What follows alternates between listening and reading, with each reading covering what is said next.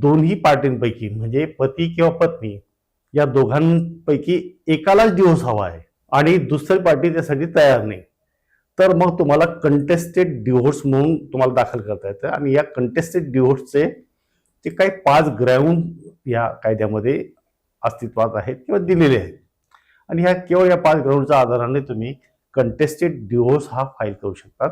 त्यासाठी दुसऱ्या पार्टीची संमतीची आवश्यकता नाही. पहिला जो ग्राउंड्स आहे तो क्रुएल्टीचा. क्रुएल्टीमध्ये मेंटल स्वरूपाची असू शकते, आर्थिक स्वरूपाची असू शकते किंवा फिजिकल लेवलची जी आहे मारहाण करणं किंवा शिवीगाळ करणं.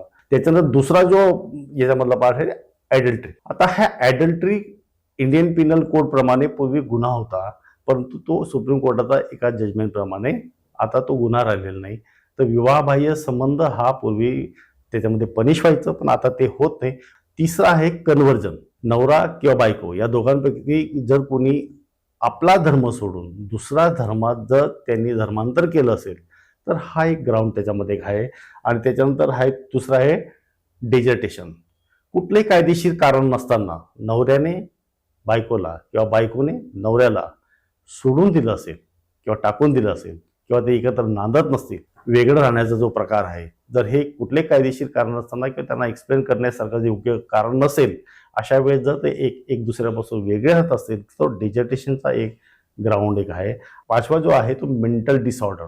एखादी व्यक्ती ही मानसिकदृष्ट्या किंवा त्याचा मेंदूवरचा ताबा सुटला असेल तर अशा कंडिशनमध्ये त्या व्यक्तीबरोबर संसार करणं हे शक्य नसेल, तर अशा वेळेस तुम्हाला हा कंटेस्टेड या ग्राउंडवर तुम्हाला डिवोर्स फाईल करता येतो.